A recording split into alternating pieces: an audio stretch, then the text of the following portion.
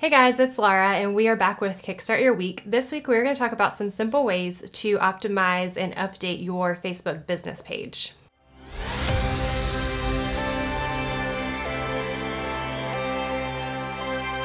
First things first, we're going to make sure visually your page looks good.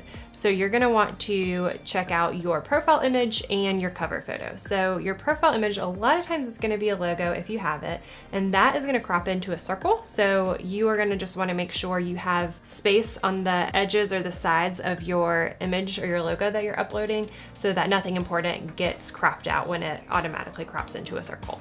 The second thing is your cover photo, and we'll give you the exact dimensions below. But for this, it is a rectangle and it will automatically crop. So Facebook isn't gonna stretch it to fill the space, they're actually gonna crop it down.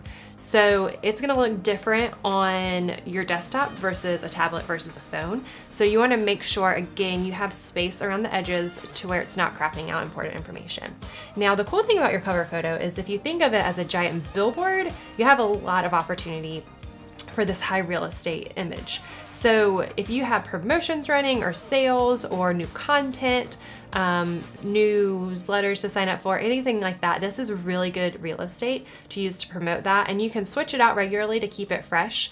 It could also just be a really cool branded image, something that reflects your company or your business. Visually, once your page looks good, we're gonna dig into some more details. So let's do it. When you first set up your business page, you should have set up a username. So if you look right under your profile image, there's like the little @ and then your username for the page. So a lot of times that'll be your company name.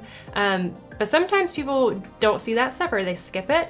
But you wanna go ahead and make sure that's filled in because it helps Facebook recognize your name when people are searching or tagging you so that you'll show up more often. And then the other thing you can do when you scroll down on the page a little bit is add a story. And we're not talking stories like stories, you know what I mean. We're talking like an actual story. It's kind of like a blog post, but it's only one and it lives there until you update it. So we have an About Kickstart Collective there for ours. Sometimes we've had clients who have changed ownership or they've done like a major rebrand, and then we'll put information about that in the story.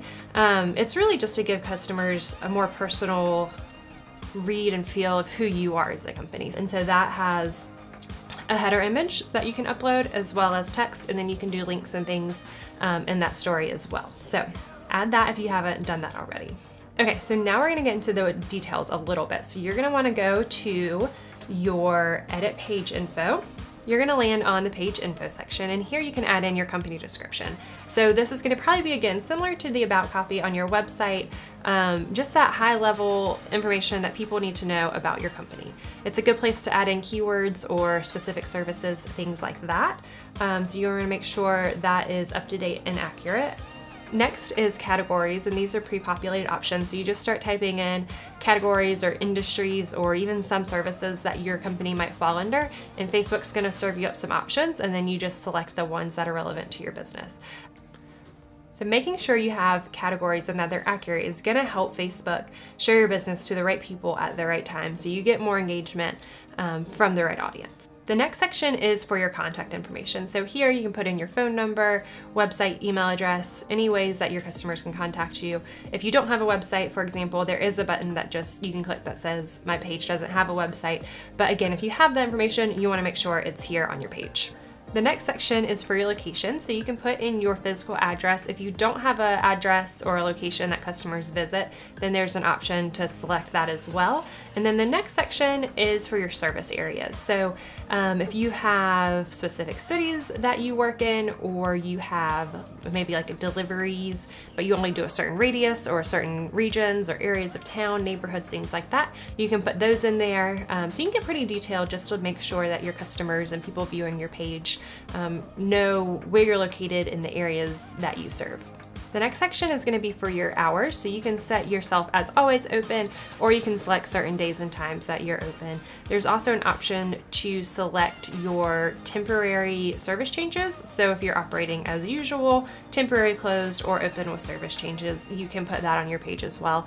And that's super important right now during COVID, because again, we just want to make sure your customers and your clients know exactly when you're open and what's available as far as services go and things like that. So that would be a good thing just to go in and double check right now during COVID especially.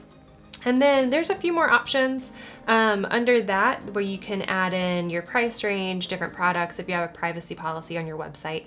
So you just want to make sure all the information on that page and in that section is as complete and accurate as possible. It helps Facebook know when to show your page to people who are searching and to help potential customers connect with you. Now, one last thing you can do on the front end of your Facebook page is add a button.